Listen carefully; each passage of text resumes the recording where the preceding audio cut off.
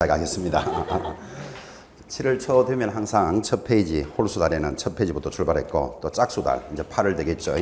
8월 되면 또 제일 마지막 페이지까지 해서 두 달 단위로 이렇게 과정이 진행되는데 참 시간도 너무 잘 가는 것 같습니다. 이제 한 100여일 남았는데 지금 여러분들이 문제풀이 과정을 잘 들으시면 실력이 한 칸 딱 올라간다 그랬습니다. 껑충 뛸 겁니다. 지금까지 이제 이론들이 많이 입력이 됐다면 우리 어른들, 성인들 교육은 출력이 잘 돼야 됩니다. 그래서 이론을 들었는 것하고 문제하고 연결이 잘 안 됩니다, 이게. 그래서 이론 따로, 문제 따로 이런데 이제 드디어 문제풀이까지 과정까지 왔고, 이 문제풀이 과정은 지금부터 진행하겠지만 하나의 주제, 예를 들면 중개대상물이라는 주제를 가지고 기출, 본고사는 한 문제가 딱 나옵니다. 한 문제 나오는데 약 10여 개 문제를 풀이합니다. 그러면 이 문제를 벗어나서 나올 일이 거의 없죠, 그죠? 그러니까 지금부터 여러분들은 문제풀이는 뭐 1번의 답이 3번입니다. 이런 게 중요한 게 아니고 답을 찾아가는 연습을 하시고 다시 문제를 보다 보니까 이 문제는 잘 이해가 안 된다. 그러면 이해가 안 되거나 잘 틀리는 문제는 한 줄을 이렇게 적어 보시기 바랍니다. 우리는 그것을 오기노트라 그럽니다. 그러면 잘 이해가 안 되거나 또 해당되는 판례들이 의미를 잘 모르겠으면 잘 틀리는 부분들은 적어 놓고 시간이 지나면서 자꾸 적었던 것들이 알게 되면 지우면 되잖아, 그죠? 그래서 두 달 문제풀이 과정에서 틀리는 지문 또는 잘 이해 안 되는 지문 억지로 이해해야 될 필요도 없죠. 꼭 나온다는 보장도 없는데 그걸 붙들고 앉아 있을 이유도 없으니까, 그죠?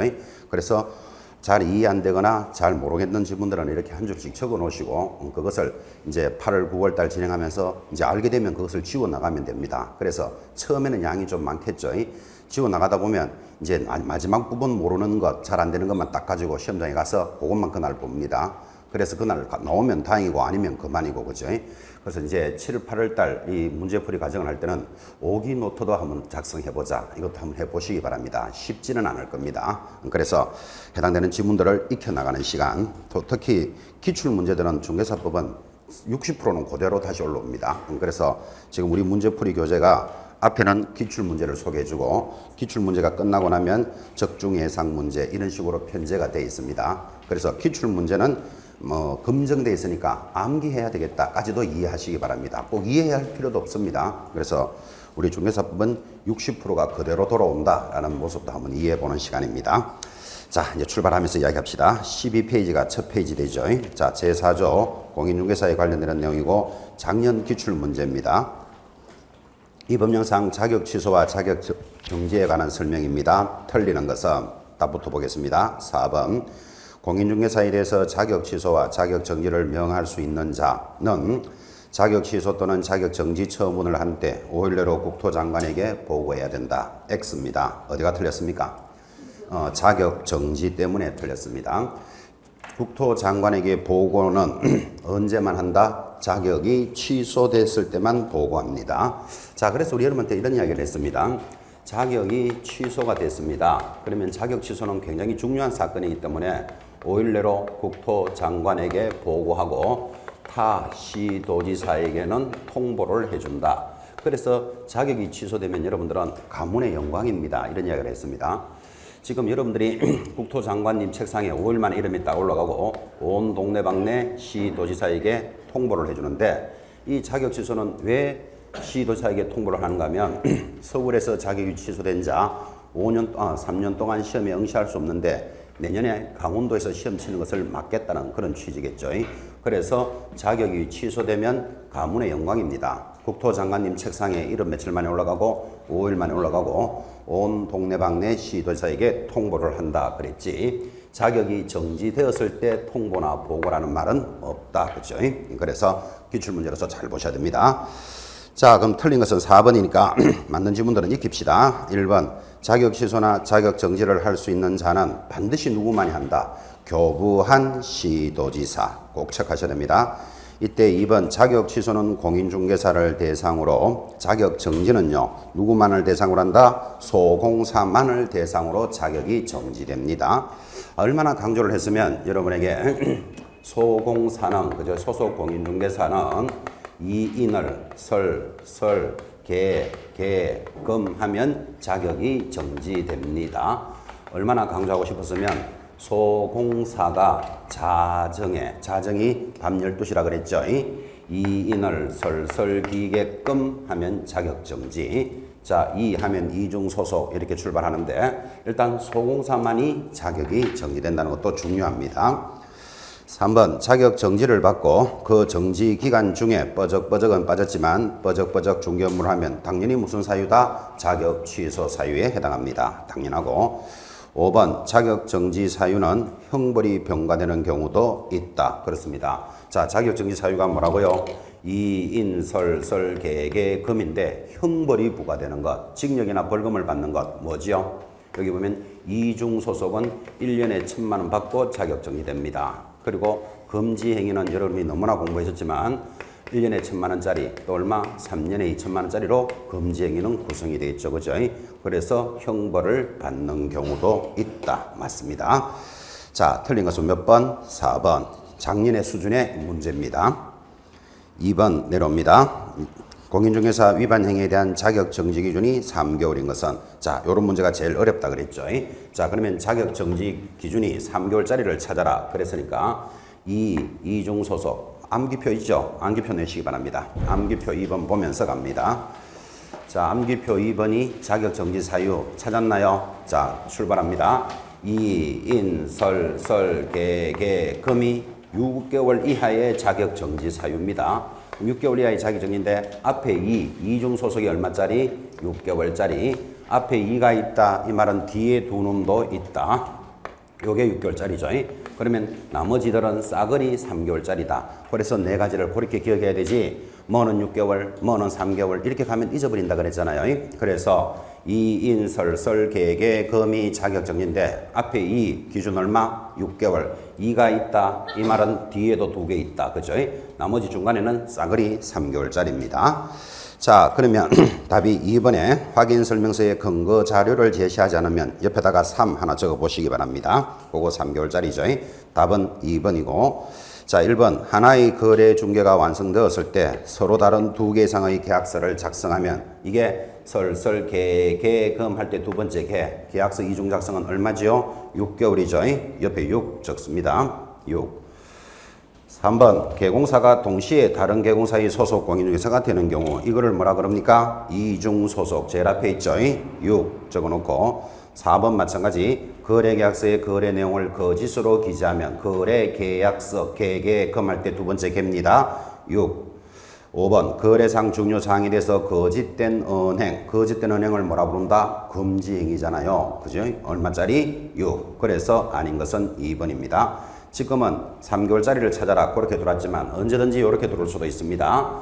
여기에 이인설설이 3개월짜리에다가 다른 놈 한 놈 딱 넣고 다음 중 6개월짜리를 찾아라 그렇게 들어올 수도 있겠죠. 이 문제를 유사하게 그대로 뽑을 수 있으니까 그 모습을 이해해 놓습니다. 3번 내려갑니다. 자격시험과 자격제도입니다. 틀리는 것은 답이 1번인데 이 시험은 국토장관이 시행하는 것이 원칙이나 예외적으로 시도지사가 시행할 수 있다. X입니다. 왜 X입니까? 반대로 했죠. 그죠? 원칙적으로 누구? 시도지사. 예외적으로 국토장관입니다. 자, 그래서 틀린 건 몇 번? 1번 정리하시고. 자, 맞는 거 공부하겠습니다. 검증된 문제이기 때문에. 2번. 이 시험의 응시원서 접수 마감일 다음 날로부터 7일 내로 접수를 취소한 자는 얼마를 반환합니까? 100분의 60을 반환합니다.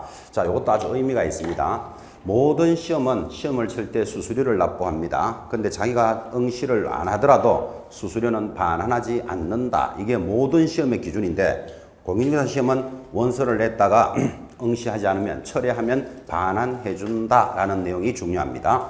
그러면 수수료를 얼마를 반환해 줍니까? 하니까 자, 다음 달 초가 되면 원서 마감일이 들어옵니다. 여러분 접수는 전부 마감 전에 다 접수하지 마감하고 접수하는 사람은 없죠. 자, 마감 전에 접수했던 자가 그 전에 철회를 하면 얼마 돌려준다? 100% 돌려줍니다. 마감한 날로부터 7일이 지나서 철회를 하면 지금 나왔지만 100분의 60. 그 다음 7일 내로 반환을 하면 100분의 50이었다라는 법이 개정이 되어서 그 다음 7일이 아니고 시험일로부터 언제 10일 전까지는 100분의 50으로 바뀌었습니다. 이 부분도 개정이 됐기 때문에 잘 보셔야 돼요. 지금은 이 부분이 시험에 나왔죠. 자, 그래서 틀리는 것은 1번이었고 2번은 100분의 60. 3번 이 시험은 매년 1회 이상 시행하나 부득이한 사정이 있다면 시험정책위원회 의결을 거쳐서 당해 연도에는 시행하지 않을 수도 있다. 아주 중요합니다. 검증된 지문이니까 그대로 연결해 드리는데, 자, 여기서 또 하나 잡아야 될 거. 우리 중개사 시험은 매년 1년에 몇 번 응시할까요? 한 번 응시한다 그러면 틀려요. 지금 조문 보고 있죠. 1회 이상 시행한다. 이런 거 조심해서 체크하셔야 됩니다. 1회 이상 시행합니다. 4번 공인중개사 시험 정책심의위원회 구성과 운영에 관해서는 대통령령으로 정한다. 됐고, 5번 공인중개사 자격이 취소된 자는 자격이 취소되면 몇 년 동안 될 수 없다? 3년 동안은 응시할 수 없다. 이런 지문도 중요한 지문이고, 밑에다가 부정행위자는 몇 년 동안? 5년 항상 연결돼야 되겠습니다. 4번 문제입니다. 역시 기출문제로서 공인중개사에 대해서 옳은 것은 답이 4번이고 내용은 단조롭지만 굉장히 자주 출제됩니다. 공인중개사 아닌 자가 공인중개사 명칭을 사용하면 얼마에 해당되죠? 1년에 1000. 아주 중요한 지문이니까 잘 체크하셔야 됩니다. 옳은 것은 3번. 자, 공부합시다. 틀린 것들. 1번 자격시험의 응시 자격은 1차 시험인이 속한 연도에 20세 이상인 대한민국 국민이어야 한다. 어디가 틀렸습니까? 자, 일단 20세도 틀렸고 대한민국도 틀렸습니다. 나이 제한도 없고 국적에 대해서 제한도 없습니다. 2번 자격시험의 응시자가 개공사 등의 결격 사유에 하나라도 해당되면 자격시험에 응시할 수 없다. X다. 그죠? 결격 사유자라도 시험에 응시할 수 있고 응시만 할 수 있는 게 아니고 자격증을 받을 수도 있습니다. 그 대신에 결격 사유자는 뭐를 못합니까? 중개업을 못하는 사유죠. 그죠? 고민을 잘 해놓으셔야 됩니다. 이거. 그래서 이런 문제도 나왔습니다. 한정치산자는 하면 한정치산자는 하늘 쳐다보고 1시간씩 웃는 사람입니다. 한정치산자도 공인중개사가 될 수 있다. OX. O입니다. O. 결격 사유잖아. 그죠? 근데 하늘 쳐다보면서 1시간씩 웃는 자는 시험 칠 수 있다는데 시험 치면 될까요? 안 될까요?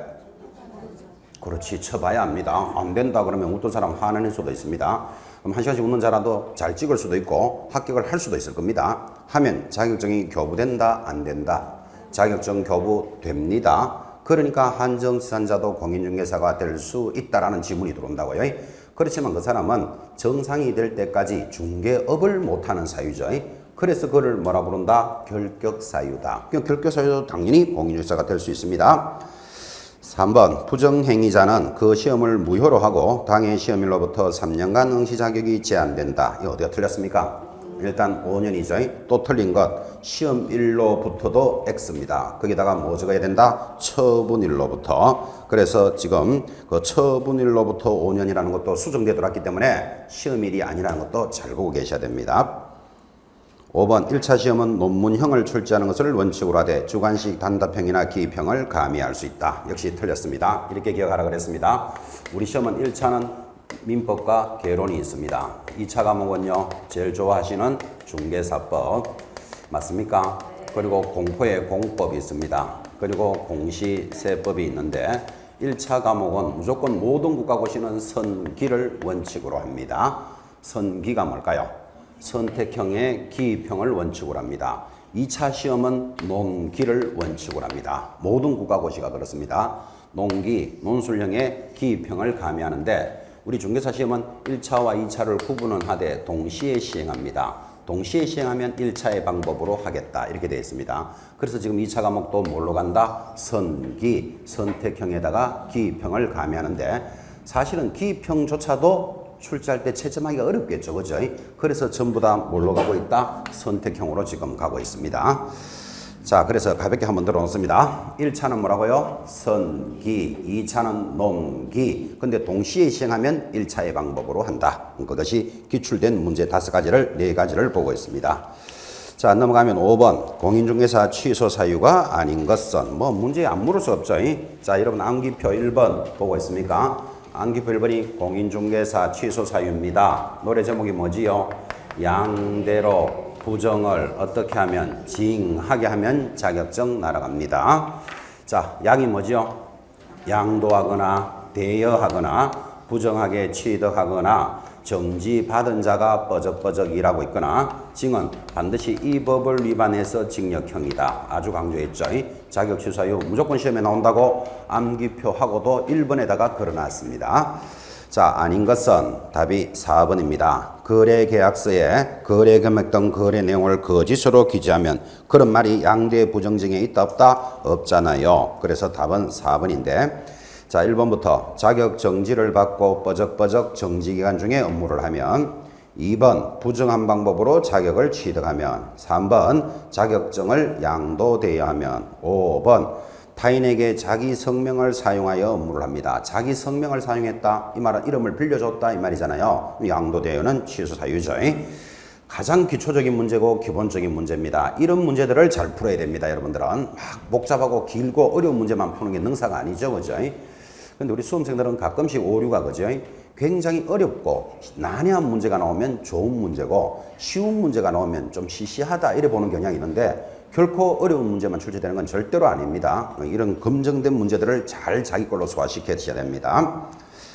6번 돌아왔습니다. 공인중개사 제도입니다. 역시 옳지 않는 것은 답부터 보겠습니다. 4번 공인중개사가 다른 사람에게 자기 성명을 사용하여 업무를 하게 한 경우 시도지사는 자격을 취소할 수 있다. 자, X인데 어디가 틀렸습니까? 자, 자격을 취소하여야 한다. 지금 그게 암기표 1번에도 있지만 자격적 취소 사유는 반드시 무슨 사유? 절대적 취소입니다. 할 수 있다 그런 소리 하면 틀립니다. 자, 그러면 맞는 것들 검증되어 있으니까 공부합니다. 1번 자격증을 양도되어야 한 자뿐만 아니라 타인으로부터 양수되어 받은 자도 형벌에 처한다. 얼마의 형벌이죠? 옆에다가 1년에 1,000만 원입니다. 빌려준 자, 빌려받은 자 똑같이 처벌합니다. 1년에 1,000. 2번 공인중개사가 되려면 소정의 자격시험에 합격하여야 한다. 옆에다가 당건 적어놓고 3번 국토장관은 시험을 직접 시행할 수도 있다. 맞죠? 예외적 실시기관. 5번 중개업의 전문화를 위해서 도입되었다. 옆에다가 조신 말씀 이렇게 적어 놓으시기 바랍니다. 그래서 공인중개사 제도에 대한 가벼운 기출문제를 보셨습니다. 자, 이제 이런 내용들을 바탕으로 이제 본격적으로 적중 예상 문제로 갑니다. 자, 1번 자격 취소 처분을 한 때에 대한 설명입니다. 옳지 않는 것은 자, 일단 답부터 보시면 5번 자격증이 취소되면 자격증을 반납해야 됩니다. 며칠 내로? 7일 내로. 근데 반납하지 아니하면 업무 정지를 명할 수 있다. X. 뭘로 고치셔야 되겠습니까? 100만 원 이하의 과태료죠. 자, 100만 원 이하의 과태료고 100만 원짜리 과태료 또 옆에다가 가볍게 제목 적어놓고 감각을 살립니다. 100만 원짜리 과태료는 노래 제목이 뭐라고요? 이보계문표 반납휴입니다. 앞에 반이 뭐다? 등록증 반납 안 하면 두 번째 반이 지금 하고 있는 자격증 반납 안 하면 100만 원짜리 감각을 살려갑시다. 자, 그러면 틀린 것은 5번 공부합니다. 1번 시도지사는 5일 내로 국토장관님에게 보고해야 됩니다. 그 님자 빠졌죠? 보고할 때는 님에게 보고해야 되고 2번 시도지사는 이러이 보고와 아울러 다른 시도지사에게 통보해야 한다. 왜 통보한다 그랬죠? 다른 데 가서 시험 치는 것을 방지하려고. 5번 자격이 취소된 자는 취소된 날로부터 3년 내로는 이 법에 따라 자격을 다시도 취득하지 못합니다. 3년 동안 시험 칠 수 없죠. 4번 자격이 취소된 자 그날로부터 7일 내로 반납하여야 한다. 가볍게 확인하고 있습니다. 2번 내려왔습니다. 역시 공인중개사 제도에 관한 내용입니다. 옳지 못한 것은 1번부터 볼까요? 공인중개사 아닌 자는 공인중개사 또는 유사 명칭을 사용하지 못한다. 당연한 소리다. 그죠? 옆에다가 적습니다. 위반시. 굉장히 시험에 잘 나오니까 위반시 얼마? 1년에 1,000. 2번 공인중개사란 이 법률에 따라 자격을 취득한 자. 취득에다가 동그라미 딱 해놓으시고 내내 강조했죠. 시험에 합격한 자를 말한다. 그래 들어가면 틀린다 까지 강조했습니다. 취득한 자. 3번 공인중개사가 되고자 하는 자 원칙적으로 누가 실시하는 시도지사가 실시하는 시험에 합격해야 되고 4번 국토장관은 시험 수준의 균형 유지를 위해서 필요한 때는 직접 시험을 시행할 수 있으며까지는 좋았죠. 그리고 줄 것입니다. 시험 정책심의위원회 의결을 거쳐서 국토장관이 실시할 수도 있다. 이것도 체크해 놓으셔야 됩니다. 되겠습니까? 학습용으로 진행하고 있습니다. 지금 여러분이 보고 계시는 단원이 제4조 공인중개사 파트고 문제가 몇 개 나온다? 1개가 나오는데 지금 그 기출됐던 문제 5개, 예상 문제 5개, 10개를 풀고 있습니다. 그럼 이 부분을 벗어나서 절대로 출제되지 않습니다. 그러니까 점수 따는 받치기도 하죠. 3번 들어옵니다. 자격시험과 관련된 내용입니다. 틀린 것부터 봅시다. 2번 제가 읽을 테니까 어디가 틀린 걸 보죠. 시험에 응시하고자 하는 자는 국토교통부령이 정하는 바에 따라 원서를 제출하는데 원서를 제출한 자는 국토장관이 시험 시행기관장과 협의하여 고시하는 수수료를 납부해야 한다. 자, 2번이 틀렸다. 이렇게 체크했습니다. 어디가 틀렸습니까? 지자체 조례죠. 근데 국토장관이 실시를 할 때는 국토장관이 협의하는 수수료입니다. 그러니까 일단 여러분들은 수수료는 국토장관이 협의하는 게 아니고 지자체 조례, 이거 기억해 놓으셔야 됩니다. 지자체 조례. 자, 지자체 조례고 이 수수료를 행정수수료라고 부르는데 행정수수료가 나오면 여러분하고 수업할 때 항상 뭐를 고민해야 된다? 정 받을 때마다 수수료 냅니다. 정, 그죠? 자, 정하고 수수료가 딱 연결되어 있는데 정은 무슨 정이다? 1. 자격정. 2번은요. 영업할 때 등록증 받아야 되죠. 3번 법인은 분사무소 신고 필증을 가지고 영업을 합니다. 자, 자격증 받을 때마다니까 교부할 때, 재교부할 때, 등록증 교부할 때, 재교부할 때, 신고필증 교부할 때, 재교부할 때 수수료 냅니다. 정 받을 때마다 냅니다. 근데 재교부는 왜 할까요? 재교부는 잊어버리거나 못 쓰게 되면 재교부 받겠죠. 어쨌든 정 받을 때마다 수수료 냅니다. 자, 그런데 조심해야 될 거 1번. 자격증 교부할 때 수수료가 없다고. 왜 없다? 시험에 응시할 때 수수료를 냈기 때문에. 그죠? 요거 하나만 주의하라 그러잖아요. 그러면 시험에 응시할 때 수수료를 냈기 때문에 합격하면 자격증은 그냥 내줍니다. 돈 안 받습니다.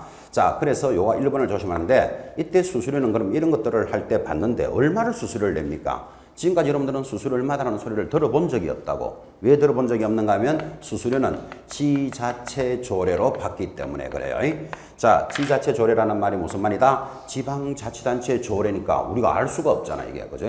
만약에 이거를 국토교통부령이 정하는 수수료, 지금과 같이 그래 놓으면 국토교통부령 같으면 전국이 똑같이 진행되기 때문에 수수료는 10,000원입니다, 5,000원입니다를 공부했을 거다 이 말이에요. 근데 지금까지 들어본 적이 없다고. 지자체 조례이기 때문에 그렇다. 그래서 지자체 조례라는 것을 강조한 바 있죠. 그래서 3번에 2번이 틀렸습니다. 공부하겠습니다. 1번.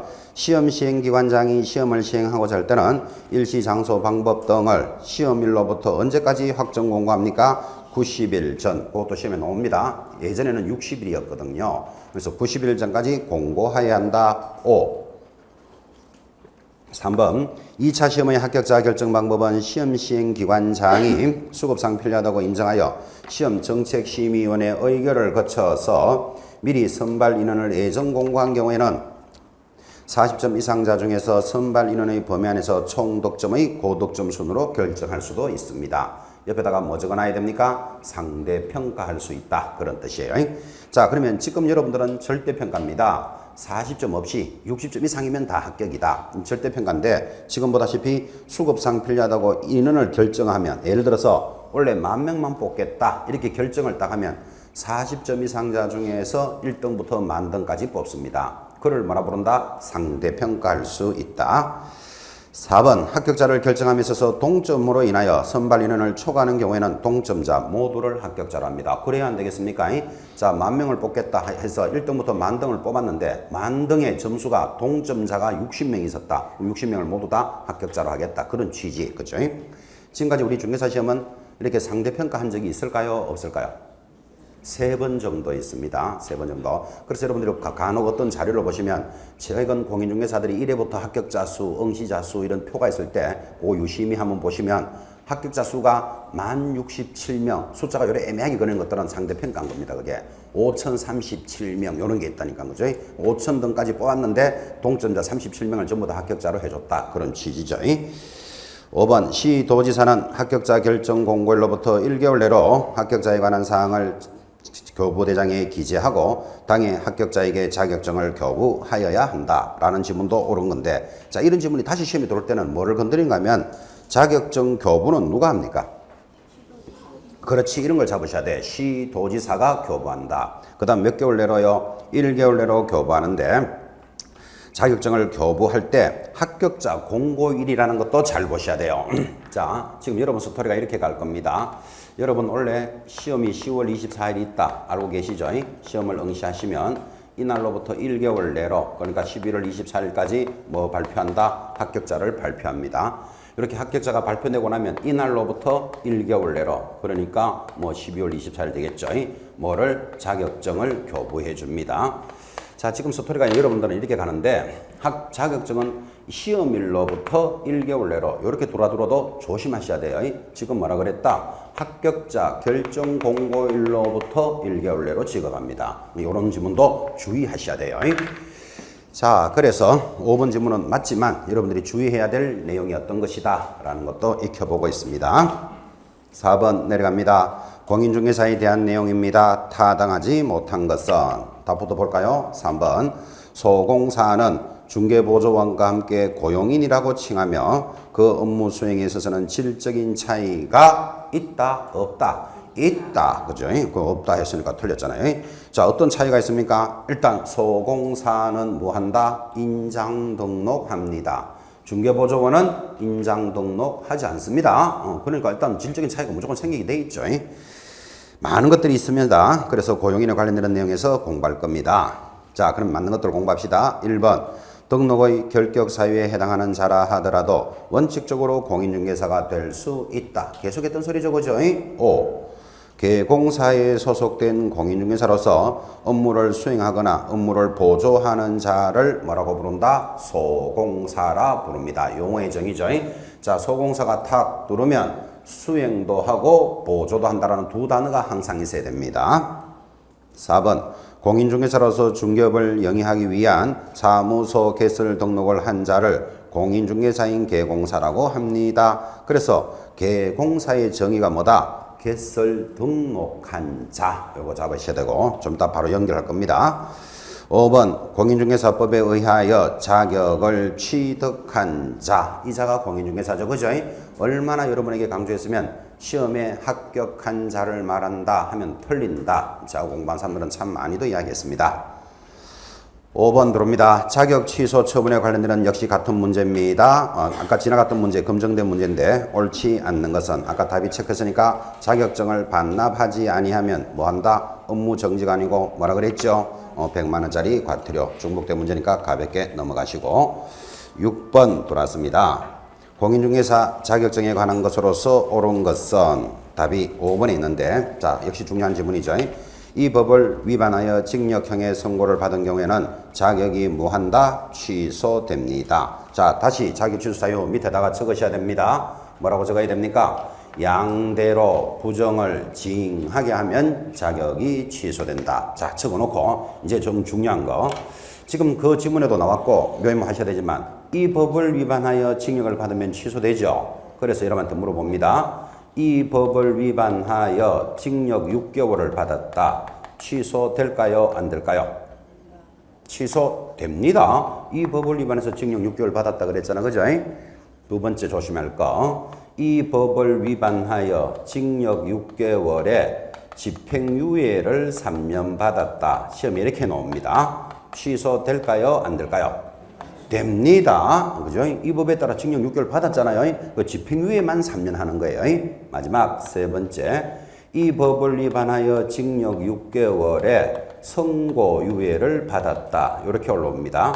취소가 될까요? 안 될까요? 안 된다. 그죠?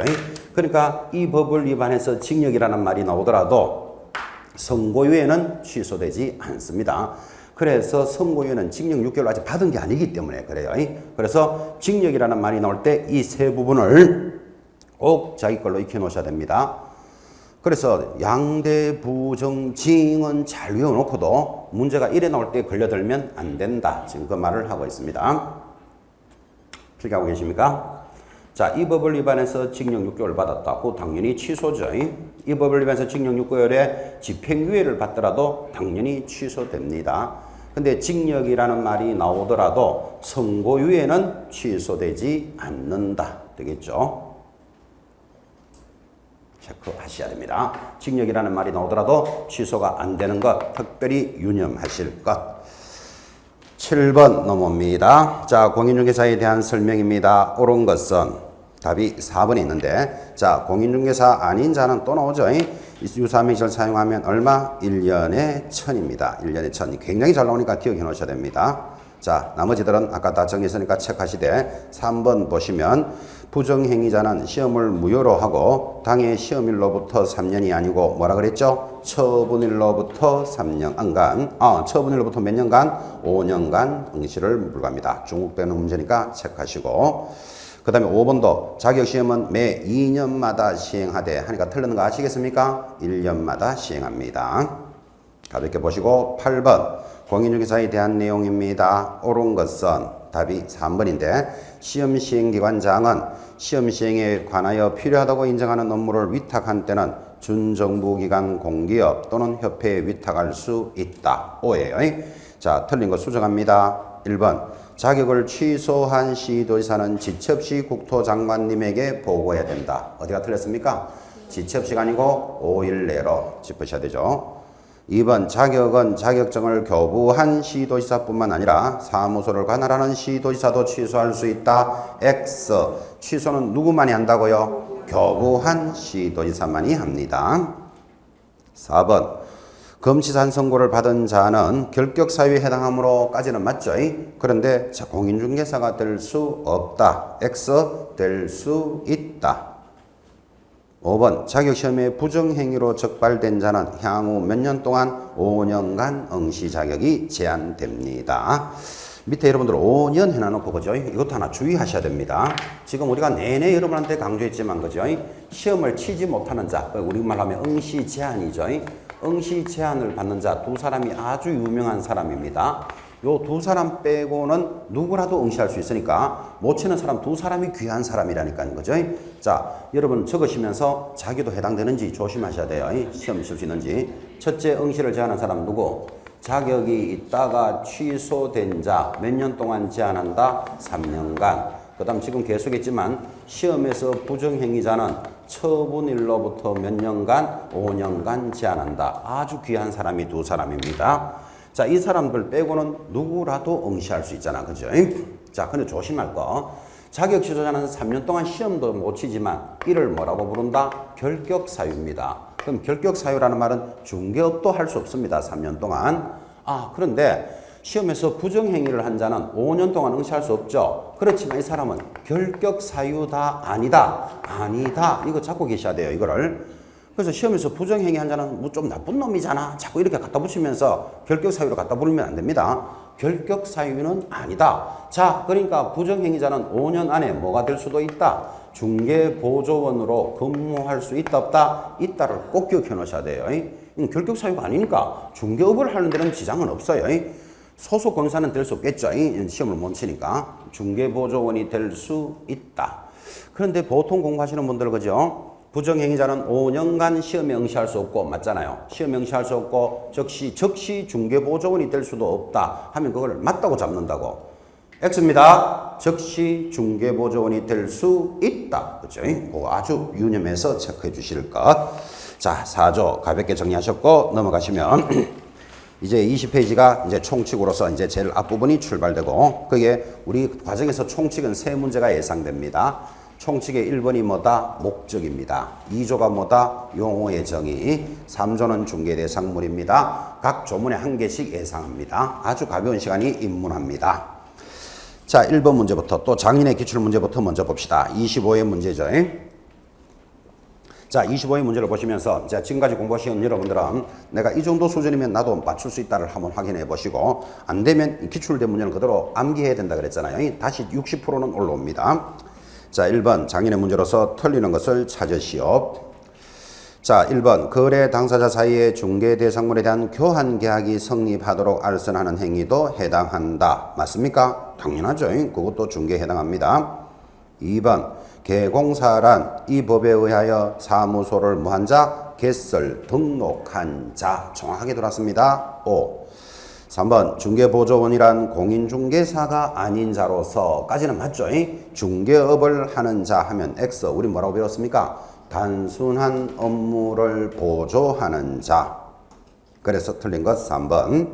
4번 소공사에게는 개공사인 법인의 사원 임원으로서 공인중개사인자를 포함한다. 맞습니까? 5번 공인중개사란 또 나옵니다. 이 법에 의해서 무한 자 자격을 취득한 자. 참 여러분한테 강조 많이 했죠.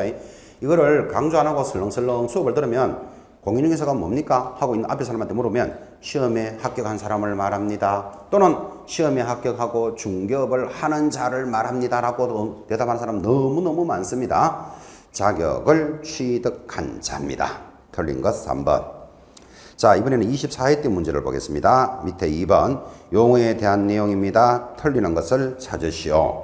자, 틀린 것부터 찾습니다. 기출문제는 그대로 따라간다 그랬죠. 3번인데 부동산 컨설팅에 부수하여 반복적으로 이루어진 부동산 중개 행위는 중개업에 해당하지 않는다 하면 X입니다. 판례가 뭐라고 해야겠다? 컨설팅에 부수하여 이루어진 행위도 중개업에 해당한다 라는 게 판례고, 자 그러면 나는 중개업은 안 하고 컨설팅업만 하겠소 하더라도 등록을 해야 된다 안 해야 된다? 해야 한다. 그 질문이에요. 그죠? 등록을 하고 영업을 해야 됩니다. 틀린 것 3번. 자, 맞는 거 확인합니다. 1번 법인인 개공사의 소공사는 그 개공사의 업무를 보조할 수도 있다. 맞죠? 소공사는 항상 무슨 단어가 들어간다고요? 수행도 하고 보조도 합니다. 보조할 수 있습니다. 2번 거래 당사자 사이의 부동산에 관한 환매 계약이 성립하도록 알선하는 행위도 중개에 해당한다. 그렇습니다. 환매라는 말이 나왔습니다. 이 말이죠. 갑이 을에게 집을 팝니다. 파는 걸 뭐라 그런다? 매매를 합니다. 매매를 하면서 나는 지금 형편이 안 좋아서 너에게 팔지만 반드시 1년 뒤에 내가 되사겠다. 반드시 되사겠다를 뭐라 그런다? 환매라고 부릅니다. 환매. 근데 현장에서 이런 일이 잘 일어난다 안 일어난다? 거의 안 일어납니다. 내가 집을 팔면서 1년에는 반드시 나한테 팔아야 돼. 이렇게 이야기하는 게 잘 없잖아. 그죠? 그래서 우리는 이 환매를 강학상 개념이다. 이렇게 말합니다. 강학이라는 말은 학문을 강의할 때 나오는 말이지 실전에서는 잘 만들어지는 일이 아니죠. 자, 그러면 이런 매매 계약을 뭐라 그런다? 환매 특약부 매매다. 이렇게 말합니다. 환매 특약. 그래서 환매 특약부 매매 계약도 중개할 수 있다 없다? 있지. 그죠? 됩니다. 자, 그런데 이제 이래 나오면 틀립니다. 환매라는 말은 이 사람에게서 반드시 이 사람에게 팔겠다 이 말이잖아. 그죠? 환매는 중개할 수가 없다라는 걸 기억해 놓으셔야 돼요. 이런 걸 말을 조심하셔야 된다고. 환매 계약을 성립하는 거 중개해도 된다 안 된다? 된다고. 근데 환매는 중개할 수 없다고요. 왜 중개할 수 없는가 하면 주고 받는 사람이 정해져 있는 것을 개공사가 개입돼 가지고 야 이거 갑에게 알선해 줄 테니까 너 수수료 얼마 줄래? 이런 말이 성립이 안 된다고. 됐죠? 요거를 주의하셔야 돼요. 자, 그러면서 이제 뒤편에 중개대상물에서도 나오겠지만 환매는 안 되지만 또 환매권 이렇게 들어옵니다. 등기된 환매권은 중개대상이 됩니다. 그러니까 이제 공부하는 수험생들은 언제는 된다고 해놓고 또 언제는 안 된단다. 이게 뭔 소린고 막 정신없는 소리 한다 이 말이에요. 환매권은 등기가 되어 있는 환매권은 등기가 되어 있음으로써 이제는 누구에게라도 뭐 할 수 있다? 거래할 수가 있어집니다. 그래서 주의할 것. 자, 정리하면 이렇게 단순하게 딱 따라갑니다. 환매는 X, 환매권은 중개할 수 있다. 그 정도까지 이렇게 단순하게 정리를 하시기 바랍니다. 뒤편에 또 나옵니다. 4번도 맞습니까? 자, 공인중개사 취득 후 사무소 개설 등록을 하지 않은 자는 뭐가 아니다? 개공사가 아니다. 당연히죠. 5번 중개보조원이 개공사를 대신하여 특정 중개업무를 수행하였더라도 해당 거래계약서의 중개보조원을 개공사로 기재하여서는 아니 된다. 그건 지극히 당연한 말이죠. 그죠? 24회 때 수준이 그런 정도입니다. 오른쪽 3번 문제입니다. 역시 이 법령에 관해서 옳은 것을 모두 고르시오 하고 돌았습니다. 자, 기억 중개보조원은 공인중개사가 아니다. 맞습니까? 5. 동그라미 부동산 중개계약은 모두 요식계약이다. X 중개계약은 뭐다? 불요식계약입니다. 형식을 요구하지 않습니다. 세 번째, 법 2조 정의 제3조 소정의 일정한 보수를 받지 않더라도 중개업이 될 수 있다. X. 자, 여러분 오래간만에 또 공부합시다. 중개업이라는 정의는 세 가지 요소를 필요로 한다. 중개업 들어가면 첫 번째 기억해야 되는 게 뭘까요? 타인의 의뢰가 있어야 돼. 하나 사주세요, 팔아주세요가 있어야 되고, 두 번째는 일정한 보수를 반드시 받고 세 번째 중개를 무하는 것, 업으로 하는 것 이를 중개업이라고 부릅니다. 그때 업이 되기 위해서는 불특정 다수를 대상으로 그 행위가 계속적이고 반복성이 있으면서 영리성을 가지고 있을 때만 업이 되더라. 그래서 중개업의 정의는 생각보다 좀 많아졌습니다. 원래는 몇 가지 타인의 을에 일정한 보수를 중개를 업으로 하는데 업이 되려면 불특정 다수, 계속적이고 반복적이면서 영리성이라는 단어가 들어가야 돼. 그죠? 용어의 정의는 그대로 암기해야 된다 그랬습니다. 이해하면 안 된다 그랬잖아. 그죠? 자, 그렇게 해서 거기 보수를 받지 않더라도 중개업이 될 수 있다 했으니까 X. 네 번째, 계공사는 다른 계공사인 법인의 사원은 될 수 없으나 임원은 될 수도 있다. 말도 안 된다. 그죠? 그래서 이렇게 되면 뭐가 된다? 이중소속이 됩니다. 무조건 X고. 그 다음에 여기서 문제는 슬쩍 흘려서 걸러갔지만 사원은 될 수 있으나 임원은 될 수 없다. 무조건 X라 그랬고 무조건 안 되는데 앞으로 여러분들은 사원 이 말은 무조건 이꼴 뭐다? 임원이다. 똑같은 사람이다. 이거 기억해 놓으셔야 됩니다.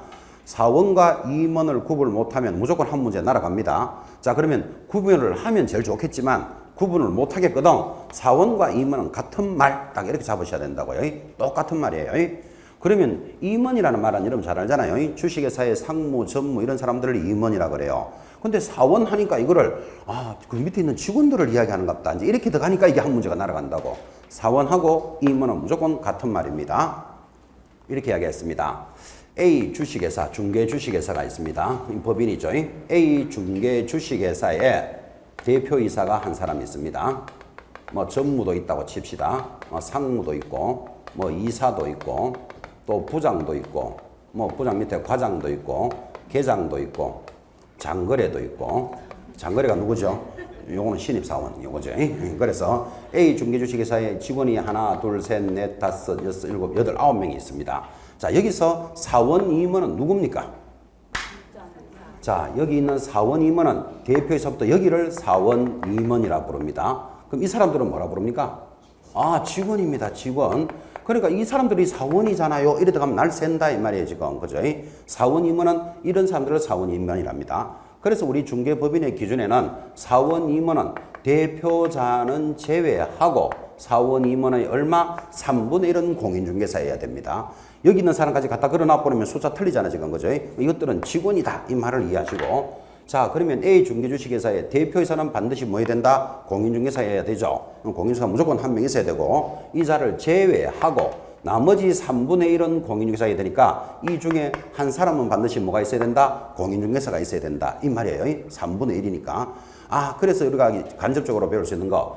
법인에 최소한의 공인중개사는 몇 명 있어야 된다? 1 플러스 1, 2명은 돼야 돼. 그죠? 최소한 2명은 있어야 뭐를 만들 수 있다?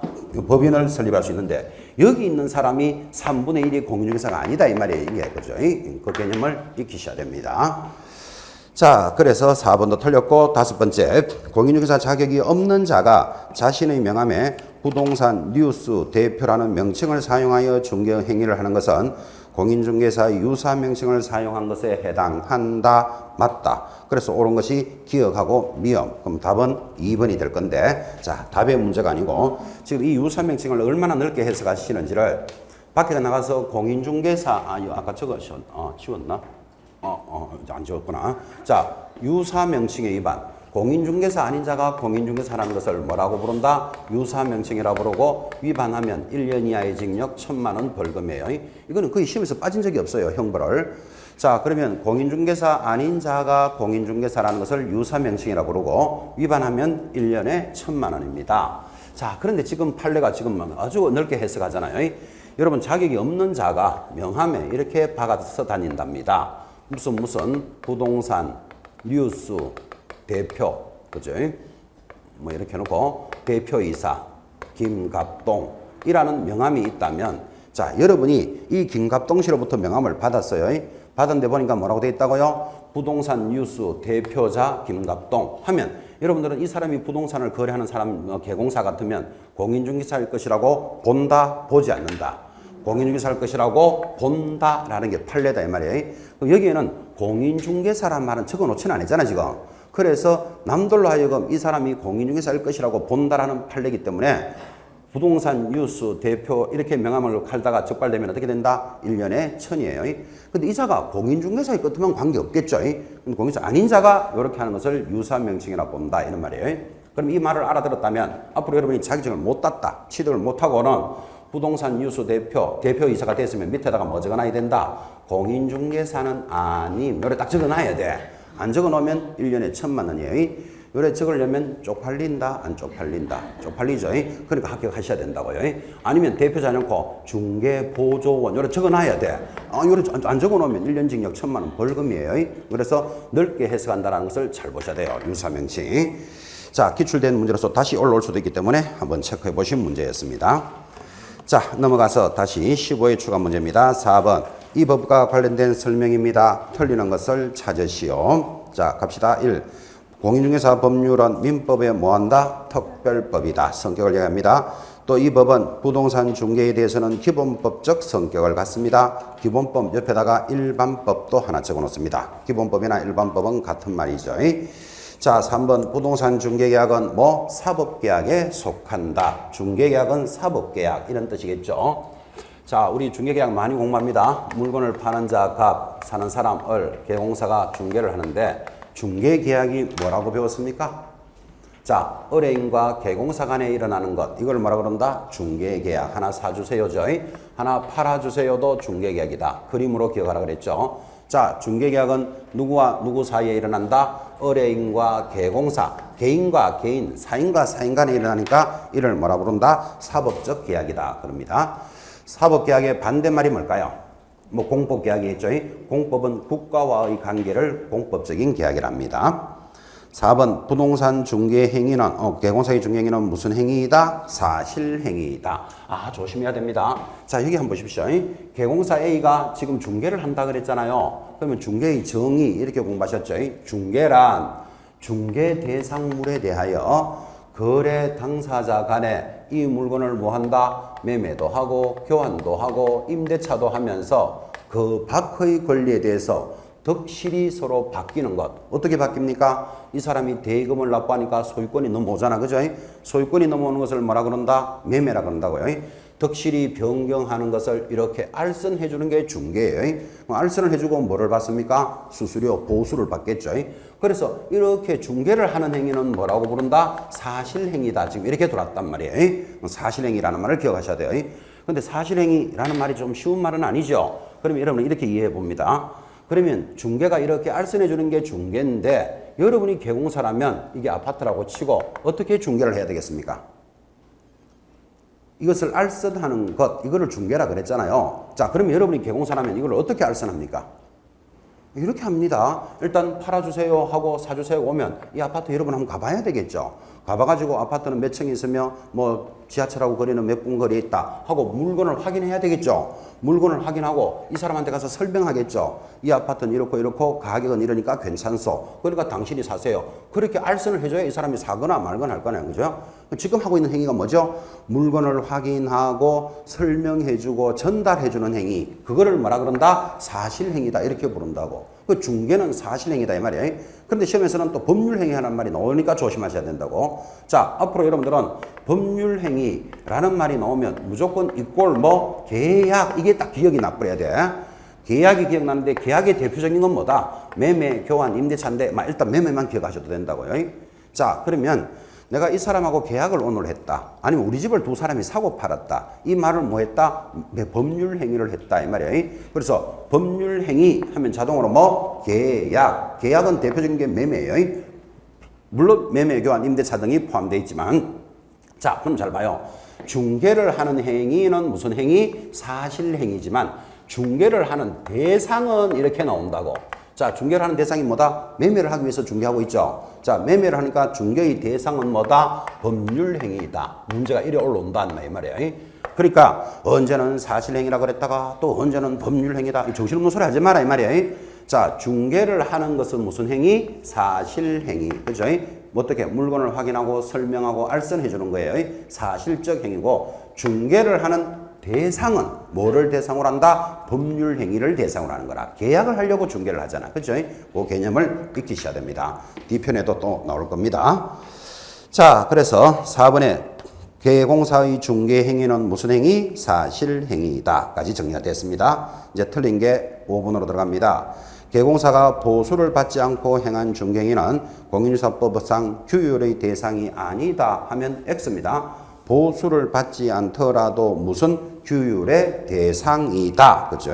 만약에 여러분, 그죠? 이렇게 중개를 해서 사고가 났어요. 사고가 나니까 개공사가 뭐라고 이야기하는가 하면 받았던 수수료 돌려줄게. 없는 걸로 하자. 그래서 그 사고가 해결이 된다? 안 된다? 안 되잖아. 그러니까 보수를 받지 않고 행한 행위도 이 법상 규제 대상입니다. 규율의 대상이다. 그죠?